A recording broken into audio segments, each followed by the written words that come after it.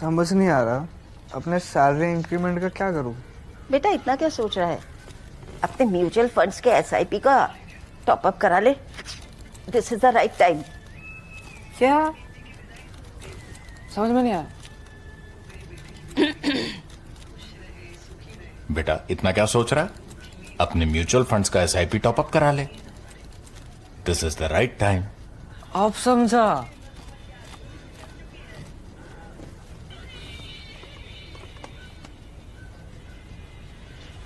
Mutual fund investments are subject to market risks. Read all scheme-related documents carefully.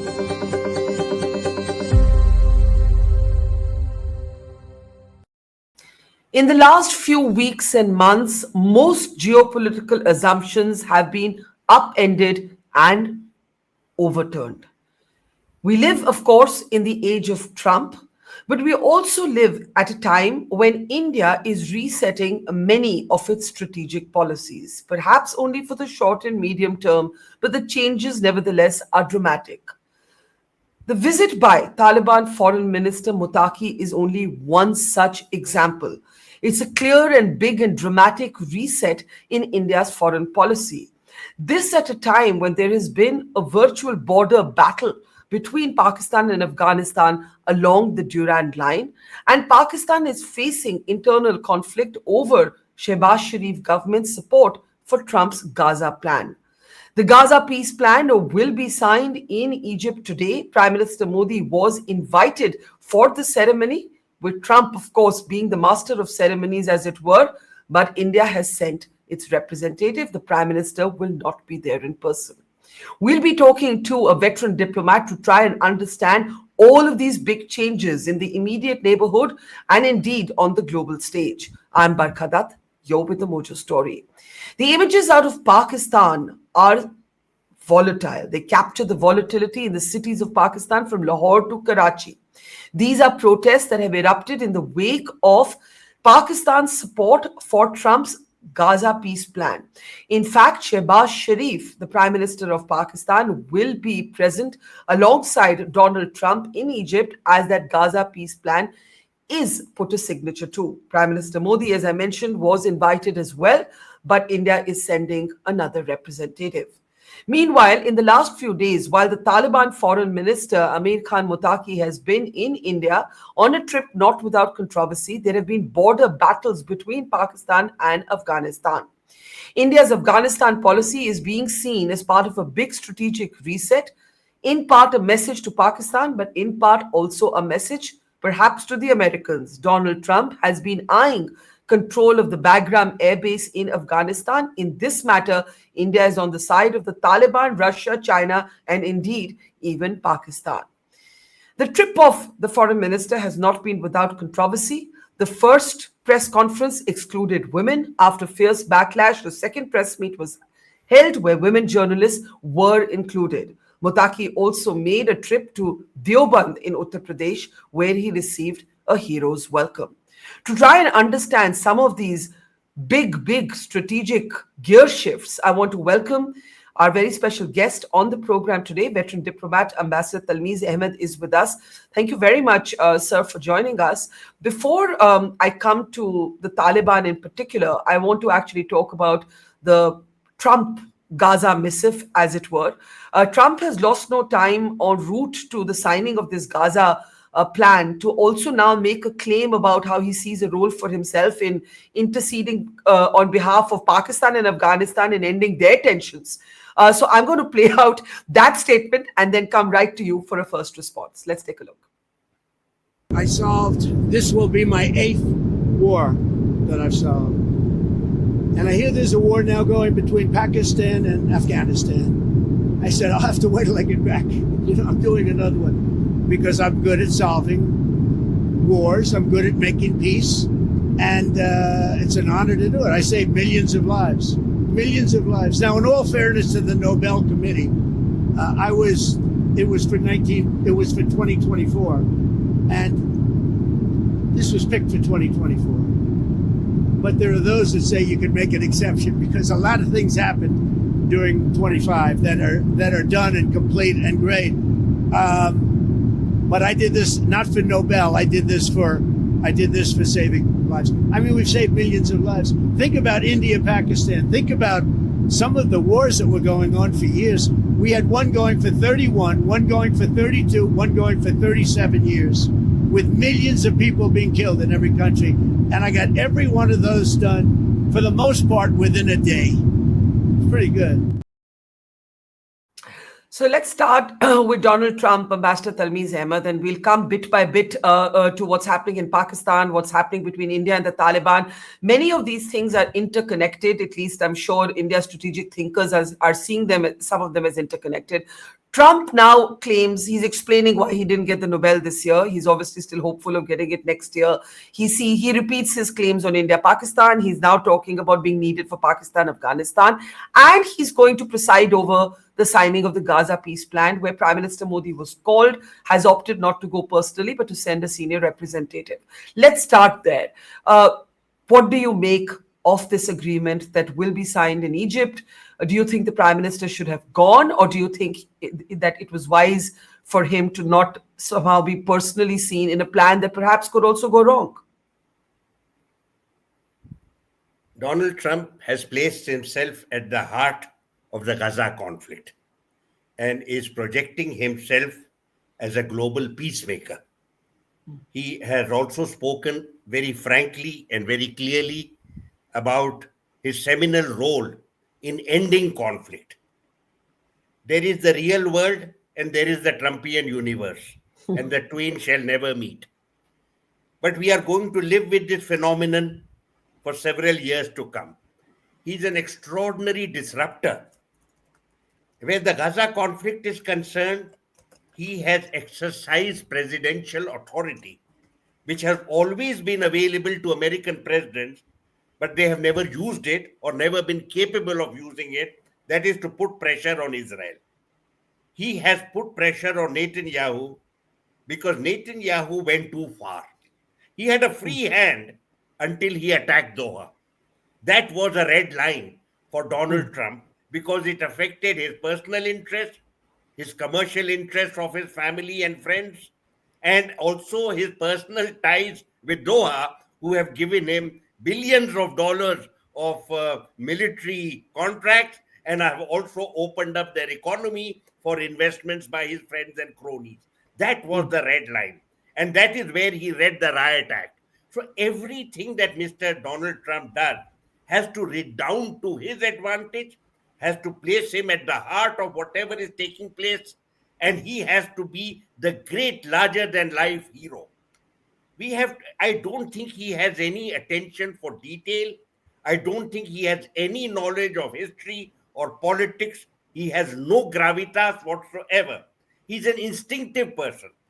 And that is what one is worried about. That in a very specific context, he got a certain deal through. Sadly, he allowed Netanyahu to change the original peace plan quite significantly to Israel's and Netanyahu's advantage. But he has no capacity for detail. And this is where we will find serious issues in coming months, that this problem about detail, these are not spelled out in that document. These are matters that need to be negotiated. They have to be an American role that actually put pressure on Netanyahu at crucial times will be required. It remains to be seen whether the president and his colleagues will be able to do that. Given what you've just spelled out about the parallel universe that Donald Trump inhabits and his instinctive, sometimes knee-jerk reactions, do you believe that it is wiser that the Prime Minister chose to send a representative instead of going himself for the signing of this peace agreement? Look, our Prime Minister has kept himself quite detached from the Gaza conflict and from what has been happening in West Asia. It would therefore have made no sense whatsoever for him to have been present at this conclave. He has had no role to play in the past. There is no significant initiative we have taken. There is no significant vote that we have announced. And we have nothing to do with what is happening. There has been a sense of profound detachment, as if none of this matters to us. Therefore, it is in line with this precedent, with this posture over the last 2 years that his absence makes sense. And also, frankly speaking, given the absolute non-interest, lack of interest in New Delhi, no one will actually miss the significant presence of our leadership. But let me ask you this. Trump, even if you argue and many of us might agree, doesn't have an eye for detail, but he's definitely feeling emboldened right now. He's definitely feeling like he scored a big win with this agreement that is being signed. What consequences does a more gung-ho Trump have for Indo-US relations? Well, Indo-US relations is quite separate from the problems that we are facing. Even now, we are struggling to understand why they deteriorated so rapidly. We have some inkling. Various people who have visited Washington and New York have given us certain inputs from in the basis of what they have heard from American officials. Some of them say that the cardinal error that we made right at the beginning was to believe that Donald Trump Part 2 is going to be the same as Donald Trump Part 1. We failed to see that a very different person had now entered the White House. He had a very different agenda, he had very different priorities. He was looking at history and legacy, like many American presidents do. That is said to be the first mistake. The second error we seem to have done was to have believed that personal diplomacy matters to Mr. Donald Trump. We assumed that because we had had such a close camaraderie with him personally in the first term, and the February meeting appeared to have gone reasonably well, therefore we thought that we had him on our side. We had totally misread him, and we totally misread his administration. The third point that is made is about the tariffs. We perhaps, it is said, should have understood his obsession with trade and with tariffs, and that he meant what he said, the kind of statements. Therefore, there is a sense that perhaps we could have handled some of these issues better. Maybe this is by hindsight. I'm not an authority on the murky happenings in Washington. But there is one more thing that people have been talking about in great detail, is that we did not win over the US administration to our understanding and perspectives relating to Operation Sindoor the way the Pakistanis were able to do. This is a feedback. I am not pretending to you that I agree with this. This is what administration officials are telling us, that the Pakistani activity in Washington in the context of what happened at Pahalgam and then the commencement of the conflict persuaded officials and possibly even the American president that there had been a certain knee-jerk reaction on India's part, and that it is Pakistan that should be seen as a victim. I don't agree with that. But this is what they are saying. Maybe it is self-serving, but this is what they are muttering to us as we go along. And the final point made is that we did not give the president due credit for bringing about the ceasefire, and that we should have been much more robust in regard to, and flattered him. Now, that is not the Indian way.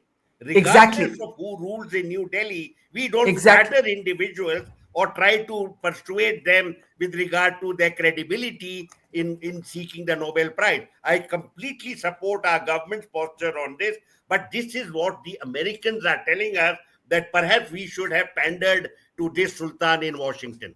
And I think that this is nonsense. And if that is the way it is going to be, we should live with the consequences of our action, continue to be self-confident, retain our self-respect, and tell the American administration where they get off. Yes, absolutely. That's very passionately said. And I think most Indians would agree with you that flattery is simply not the Indian way. Kowtowing to another country is not and should not, I think, be the Indian way. One question on Trump before we move on to our immediate neighborhood. Prasad Duvuri, who's one of our regular viewers, asks or says, Barkha, Trump does deserve points for daring to actually try and solve He's talking about Gaza with a lot of give and takes. Yes, he doesn't have, nor is he interested in detail, but he's one president who actually forced the Israelis. How would you respond to this? You see, I am a skeptic in this regard. There were many factors that persuaded Netanyahu to go along with Donald Trump.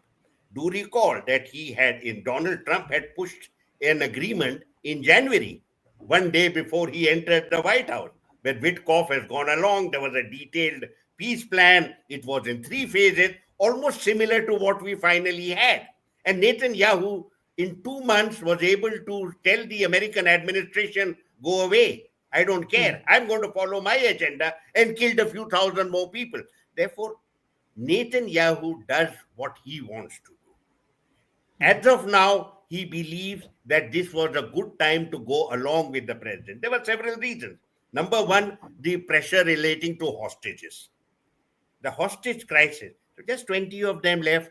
The pressure was building up. You have seen at least 500,000 people were demonstrating, and Netanyahu's credibility was sinking by the day. People were saying he has prioritized his own political interests, and he's willing to sacrifice the hostages. I personally go along with that. He could have got these hostages back very long ago, and many have died in the process. I don't believe that he ever prioritized hostages, but the domestic political pressure got too much for him. He was losing it. Secondly, the IDF also, the Israeli Defense Forces, would have advised them that, look, we are reaching the end of our tether. We are constantly bringing up reservists. There is a lot of battle fatigue here. There is no strategic vision. We are just killing people as an end in themselves.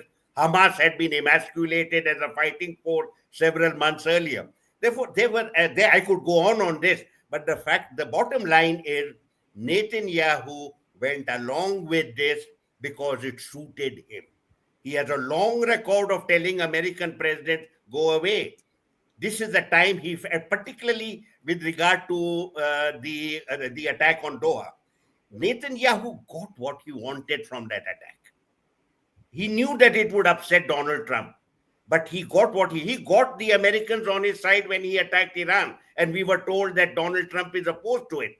In regard to Doha, you have to see the kind of strategic interest that he was articulating, and that is to convey a message all across West Asia, from Ankara to Tehran, and including Riyadh and all the other Islamic countries in the region.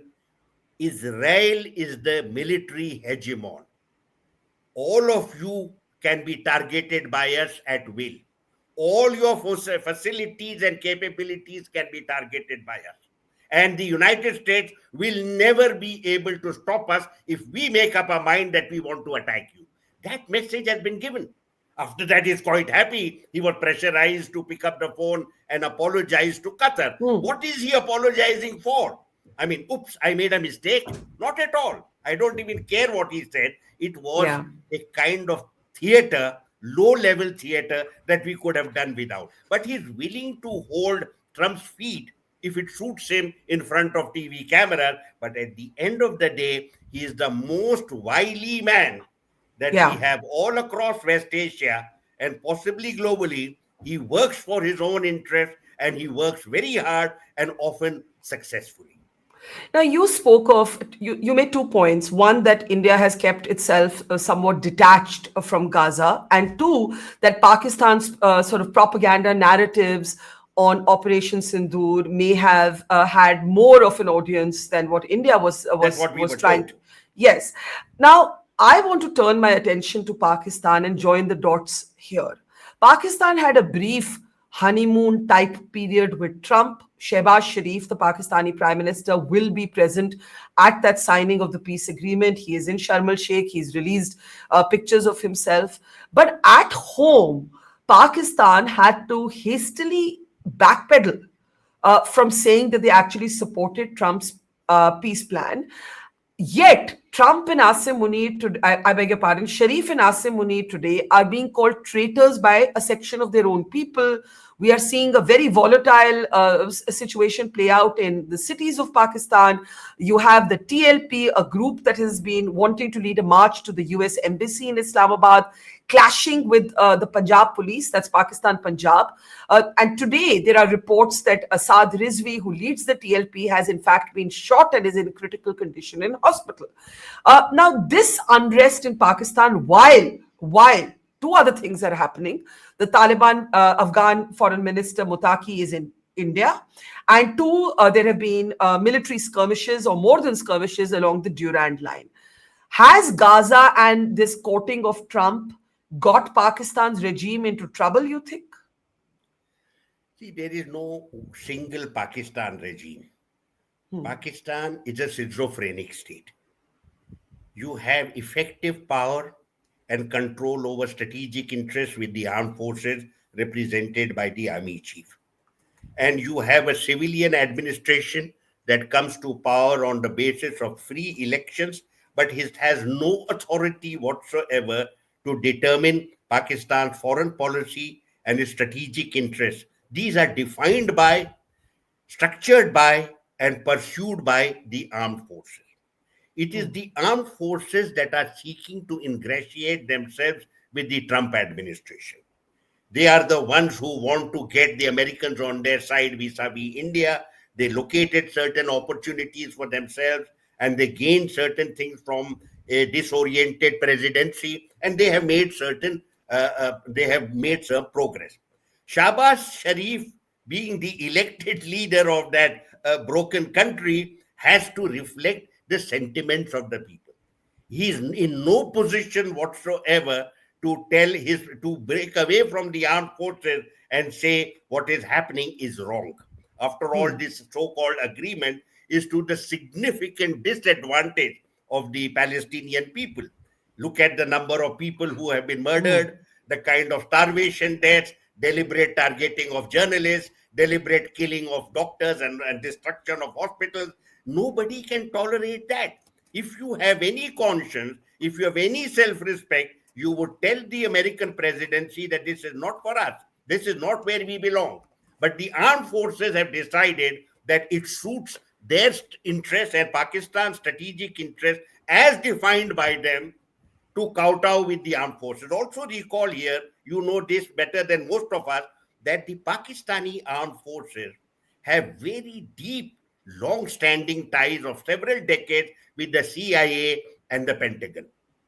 Yeah. These ties have remained intact regardless of the vagaries of domestic politics in Pakistan.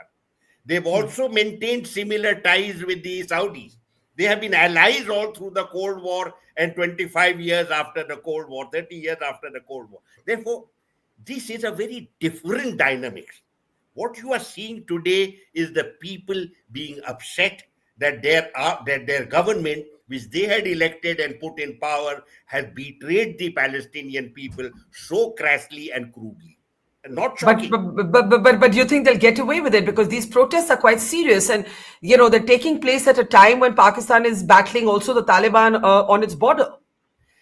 The Taliban issue is separate. I'll come to it in a minute. Yeah. When domestic issues are concerned, the kind of massive popular uprisings that accompanied the fall of Imran Khan. Yeah. At the end of the day, the armed forces intervene. They intervene very strongly, and they are able to bring the situation under control. So I don't think that this will do anything worse. What can happen? The government can resign. All right, they can resign. Somebody else will come. You have had a long series of puppet administrations in Islamabad. You can have one more. The army has never diluted its authority, never suggested it is willing to give up power, and have never indicated they want Pakistan to become a normal country. So we are going to continue with this kind of very, seesaw arrangement of the army doing something totally out of tune with the sentiments of the people. You remember how unhappy large sections of the Pakistani population were with the fall of Imran Khan. I mean, it was a travesty in their eyes. I think the same thing is happening now, and we are going to see one more drama in Pakistani affairs, which is a natural product of their schizophrenic character. It is not a normal country, has never sought to be a normal country. It plays the Islamic cards when it suits it, but it is completely cynical and amoral in terms of the policy choices that its armed forces make from time to time. And they are quite ruthless in that regard. I do agree that, whether or not Shehbaz Sharif's government whether it falls and it's replaced by somebody else is almost entirely irrelevant to how power is structured and organized in Pakistan. But let's talk now about the Taliban, and that's happening here in our country. We have seen the Taliban foreign minister actually dwarfing Keir Starmer's visit. I was joking that the day Starmer was here was also the day Muttaqi reached here, and nobody in the media paid any attention to Starmer because there was so much drama in this visit. Now, of course, we've had women journalists, including myself, objecting to the fact that women were not called for the first press conference. They then organized a second press conference. Women are called, but we also have this very dramatic, some might argue high-risk visit to the Deoband. Now, I know that you have been in the past, like most diplomats, most Indians, uncomfortable with we're all uncomfortable with what the Taliban represents. But we are not in the age, unfortunately, of shared value diplomacy. This engagement with the Taliban, let's start there. What do you think necessitated it? And do you endorse the way this trip is going so far? India's decision to normalize ties with the Taliban administration is a strategic move. It has very important implications for our national interest. Some of us would argue, including myself, that it has been overdue, that we allowed some of our ideological misgivings at home to color our approach to the Taliban administration. Afghanistan is a very important partner for India. There has been, except for a short period of Taliban administration, we've had extremely close ties with Afghanistan. And there is extraordinary reservoir of goodwill for us. For us to have turned our back on them wounded the Afghans more than anybody else. And you will remember many of these Taliban leaders over the months have been making overtures to India, wanting India to come back. I want to share with you very quickly that the Taliban is something that we have to come to terms with. We have to understand the well springs of this entity. Their origins are well known. These were orphans who were studying in madrasas at the Pak-Afghan border. They were militarized by the extremist education there and made into a military force. With the massive support of the Pak armed forces, at one time they controlled 90% of the country. They are, and I'm going to speak as carefully as I can, they adhere to a very primitive understanding of Islam. They do not have high-level scholarship relating to the faith. They have an instinctive view of what is Islamic and what is not. Yeah. They have a very long way to go with regard to developing a more sophisticated understanding of the faith. Also, they have never experienced serious public administration. They have no knowledge and understanding of governance. They have no knowledge and understanding about certain sensitivities relating to engagement with the media. They have a long way to go. We have to accept it. Now, why did they go to Deoband? Very quickly, Deoband is the fountainhead of modern day Islamic reform. It's set up in the 19th century. It is now over 100 and odd years old. It is the principal education center for Sunni Islam, not just in India, but I would say in all of South Asia, even beyond South Asia. Do remember, Indian clerics used to be respected in Saudi Arabia as well. Some of our great clerics, products of our schools, are some of the greatest Islamic scholars. I would say there was, of course, and you see, many people confuse this. Pakistan also has a bunch of people associated with Deoband, but Pakistani Deobandis are fundamentally different from Indian Deobandis. At the time of partition, there was a split in the Deoband, and some of the more radical scholars wanting to become part of the politics of the new Islamic State, migrated to Pakistan and politicized their movement. Many of them were involved with the emergence of radical Islam in Pakistan. Our Deoband is fundamentally different. It is modern, it is reformist, it is eschews politics. It eschews politics very actively. What he wanted to do was to pay his respects to the original alma mater of his movement. And hopefully, over a period of time, certain young Afghans may come to us for education and get educated about the real essence and spirit and content of Islam. But There we are have there some are way to go. there have been two narratives on this visit. One is, of course, as you mentioned, that it is strategic. It's strategic, this engagement, and it was long overdue, and it is something India needs to do. But there are those who have argued that Muttaqi didn't quite have to be treated like a rock star. He, like I said, he's almost, he got a hero's welcome at Deoband. He's got masses of media attention. There's, of course, a lot of curiosity about the Taliban, so it's a bit natural.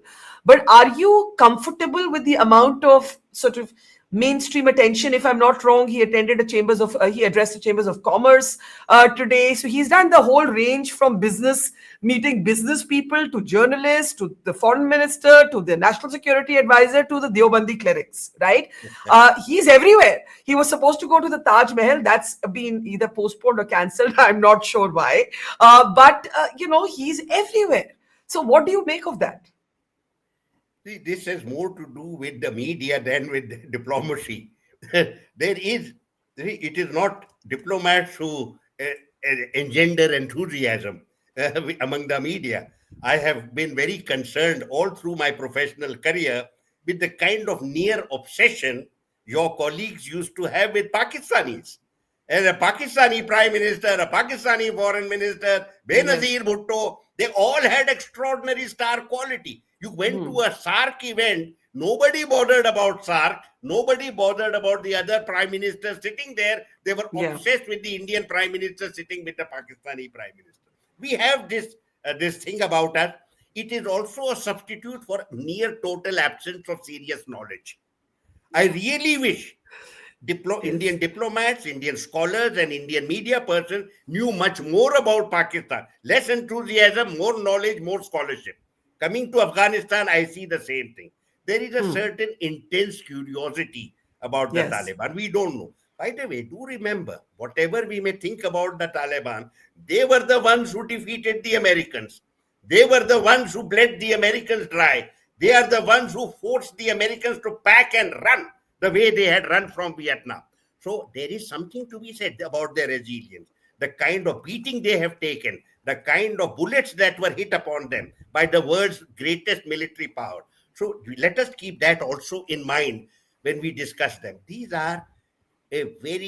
are a primitive force, not particularly well informed or well educated, maybe quite emotional, but they have love for India and they have love for Indians. That is important. No, so And the Afghan, I have a question. I have a question there. The Afghan people have love for India. Do the Taliban have love for India? It's a very important question because the joint statement after the meetings did endorse India's position on Jammu and Kashmir. But there has also been, Ambassador, you don't need me to tell you this. I'm a student of everything you and others like you teach. The Taliban and Pakistan have also been intertwined. You've had the Haqqani network, for example, that has had safe havens and connections to the ISI. When Kabul, when Taliban took over Kabul, amongst the first people to go there was the then ISI chief. So hence, I am expressing some sort of skeptical or cautious questions here that when you say the Taliban's love India, I will say yes, the people of Afghanistan love India. Do the Taliban love India, given their historic intertwined connections with Pakistan? I want to clarify certain things. When the conflict was on, our knowledge from published sources relating to Taliban was limited. And we were victims of two mythologies. Number one, that the Taliban are a unified entity. And number two, that they are significantly under Pakistani influence. It is only when in recent years that some of these facts have been proven wrong. And now we know a lot more. Books have come out. Some of our own people have written books. Others, like Antonio Guistosi's book, very, very revealing. They tell you about the deep divisions in the Taliban. At any time, Taliban were made up of 6 or 7 separate factions, separate leaders with their own dynamics, separately relating to the Gulf countries. Do recall here at that time, we didn't know enough about the involvement of Gulf countries. Now we have a lot more literature about it. Saudi Arabia used to back a certain group, Qatar backed another group, Iran backed another group, all kinds of divisions. And we also assume that the Pakistanis are influential, which is what we were concerned about very rightly when this ISI chief landed up in Kabul. Now we know both these assumptions were wrong. Now, when we say Taliban, we can only refer to the present administration. But the Yes. Taliban have still a long way to go with regard to getting their own act together as a unified movement. They need to move from a fighting force that at different parts of Afghanistan were fighting the occupation forces. We need to move. Now they have come into administration. It is self-evident that their understanding and knowledge of administration is rock bottom. It is negligible. They have a very long way to go. I would say large sections of the Taliban, possibly with the exception of the Haqqani network, large sections of the Taliban are very close to India and have genuine emotional bonds with India. And I think I would stand by that. There could be exceptions. I have read a little bit about the Haqqani network, and it seems to me that they are very much under direct Pakistani influence. Possibly Correct. they are the products of the ISI. Others are not. Others have come from different parts of Afghanistan. Each of them has their own unique history.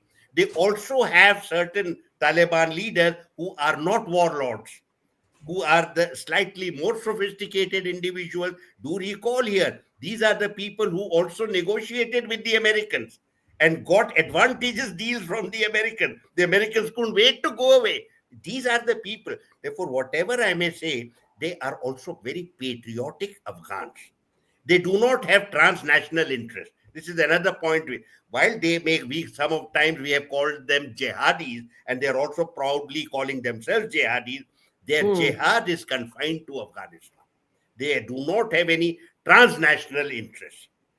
How they behave with regard So you're to saying other India, sectors- you're saying India is not threatened by the Taliban's radicalism. I don't believe that at all. Taliban will now have to change. You cannot be radical anymore. You will have to have significant evolution, both as a movement. Now that fighting movement has to become a political entity. It has to grapple with the challenges of administration. It has to come up with cohesive policies. You know why? One of the reasons I welcome India's normalization of ties with them, possibly, just possibly, they may seek some support from us with regard to administration, public policy development. We've sent experts in the past, which you may recall, long ago in the 1930s and 1940s, Indian experts were sent to Iraq and developed Iraq at that time. Indian experts are very much present in several countries in Africa. We've helped in a very nice, positive way, without intrusiveness, without arrogance. We have played a constructive role. And I am confident over a period of time that there will be changes. It is not something that you can, it is not a luxury, it is a necessity. Afghanistan, if Taliban cannot be the fighting force they used to be, but they need to get into administration. It will take a long time. After Now, all, they now, are a now, now, polarized movement. now, in what is clearly a strategic move guided by security and national interests, this re-engagement, how involved can we be on positions that we clearly disagree with, which is the Taliban's position on women? I take your point that the the Taliban are not a threat to India's security interests directly. But I have two concerns. One is, what is their status of their relationship with Pakistan? Right now, of course, it's very fraught, but it's very complicated, and I want to talk about that. Two, and let's start there, their position on gender, their position on women and girls. Now, I understand that we can't get involved with how another country runs itself, but we saw a manifestation of this chaos in their first press conference, choosing not to invite women. Then they reacted to the backlash and women were called. My question to you is, if India is going to help them, assist them, hopefully, maybe, how involved can we get on their gender bias? One, because it's clearly not a shared value. And two, how comfortable are we in our understanding of their exact relationship with Pakistan, notwithstanding the current border war that is unfolding or the border skirmishes that are unfolding? As a practical way forward, I would believe that India's approach to Afghanistan under the Taliban will have several diverse facets. There will be the strategic aspect, the politico-strategic aspect, where we will work with their administration with regard to security, with regard to defense, with regard to intelligence, etc. With regard to other aspects of development, we will also have development projects. We will certainly have a role to play in social development. Do recall here that till a few years ago, we ourselves had serious issues of the kind that the Taliban are grappling with today. We ourselves, just I would say a few decades ago, we also needed a certain time frame within which there could be evolution. None of these should be in itself a deal breaker. It should not be a deal breaker. We must go with all the humility of a country that has civilizational ties with them. With that humility, over a period of time, focusing on women's education, focusing on their health, particularly looking at the girl child, all of those are likely to have an impact. But it is a long game. It is not something you can do overnight, and there is no magic wand. Nor are the Taliban going anywhere. You're not going to replace them with anybody else. So we need to work with these people. So I think there will be separate events, the security related strategic events, matters. There will be development relation, particularly infrastructure development, and there will be the socio-cultural aspect. All these will work in tandem, will mutually support each other. They should be under the broad rubric of promoting our relationship with them. Can I ask you? I want to talk about Pakistan and Afghanistan, but there's one question from one of our audience members, Raghunath. If the United States can engage with Al Qaeda in Syria, why can't we engage with the Taliban? The Taliban is just a poor and more primitive cousin of Saudi Arabia and Iran, countries with whom we have had relations. Now, my question to you is this: while of course India has taken its time as from the time we got our independence to who we are today, we have never ideologically, our women had the vote from the time this country was born. We have never had legal, of course it's a work in progress, we're still fighting as women for our idea of equality, but we've never had a kind of religion dictated barring and pushing of women inside the home. Now, I understand the need to re-engage with the Taliban. I actually support it. My question to you is, what are the challenges? Because there are going to be sometimes clashes. Our public opinion is sometimes going to have a backlash. Our people are going to say, what are we doing? Why are we lionizing this man to whom till few years ago we thought of as a pariah? Today he's being treated as a great hero at Deoband. So is something about this making you uncomfortable? I am not uncomfortable, because as a student of history, I'm able to see things in a broader perspective. I when I look at women's issues in India, let me tell you, I am not impressed. While sections of our elite have done well, large sections of our womankind still continue to be treated very badly. And also, we know, today I read a statement which bothered me very much about the numbers of boys and girls. We are committing mass Sex murder ratio. of our girl child on a daily basis. You know this. So I don't want to talk about this. Go with humility to another country. Believe that I am as flawed as you. Let us learn together. Let us progress together. I know there are certain things I can learn from you, certain things I can teach you. I would rather that an Indian was actively involved in Afghanistan as part of their socio-cultural, education and progress, rather than the West. If you remember, in the 60s and all these Westerners used to come as part of, even today, all of Africa has Western elite who are teaching Africans how to run their lives. I would like to see, as part of development partnership, Indians becoming much more active. We should spend more money in that regard. My own ministry created the development partnership initiative, and we should pursue those. That we should, and go with humility. Know that we are not perfect. We have a long way to go ourselves, but we can explain and talk to each other and perhaps learn things better from each other. We have some way to go. I don't think we should despair. Afghanistan, incidentally, and you know this, had a very, very successful community of women, particularly under Marxist rule. During the rule of Taraki and Hafizullah Amin and all those, under communist rule, women were emancipated. This is a reaction to that. It is not something that is realistic. It is not something that will go on forever. I think it is time bound, and let us play a constructive role in this regard rather than start pointing finger. The minute you start pointing finger, you know the old adage, three fingers are pointing at you.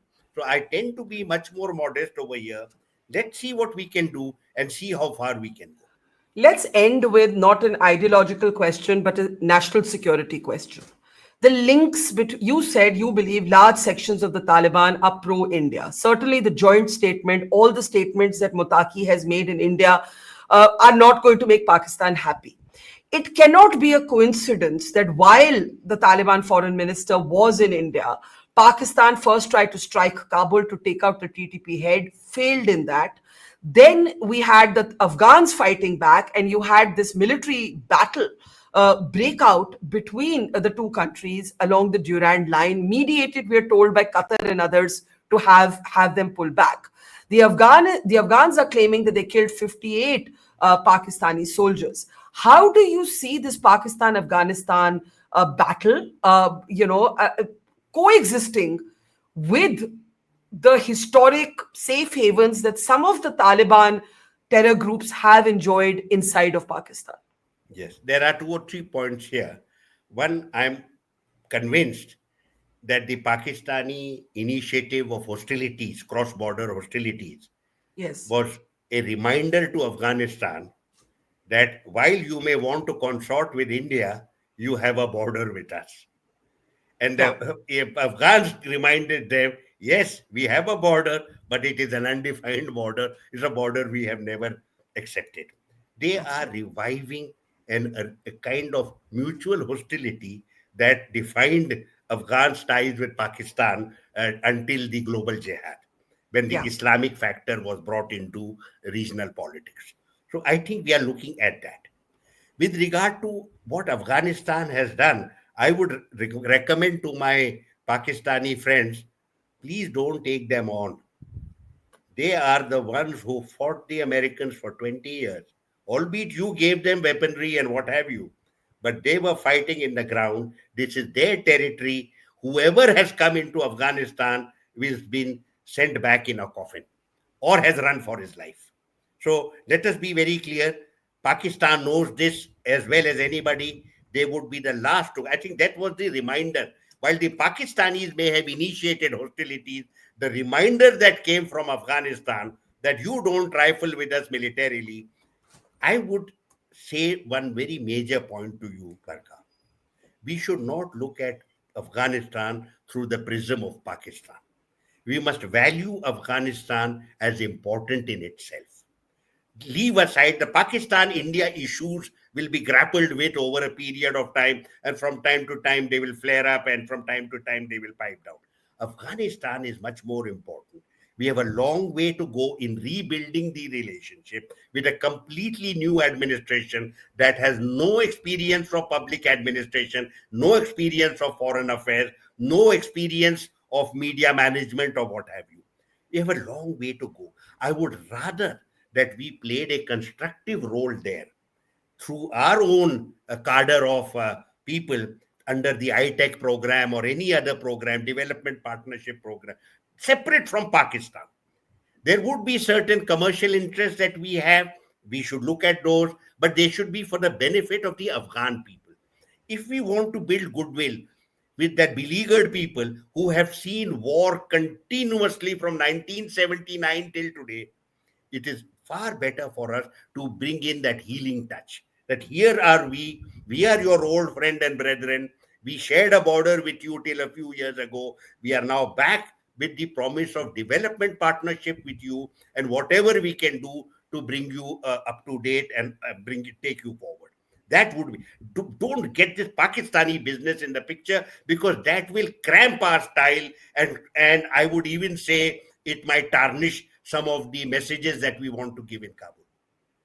All right, we leave it there. This has been a masterclass in foreign policy. Ambassador Talmiz Ahmad, we could go on, but I think we're going to now let you get back to the rest of your life. Thank you so much. Always learn a lot from speaking. Thank you. Always learn a lot from speaking to you. Thank you, sir. Take care. Thank you. Take I wish care, you sir. all the best. Thank you, sir. See you soon. It's great to see you here. Thank you for watching our work. If you haven't subscribed yet, don't forget to click the bell icon and subscribe to Mojo Story and support independent, robust journalism.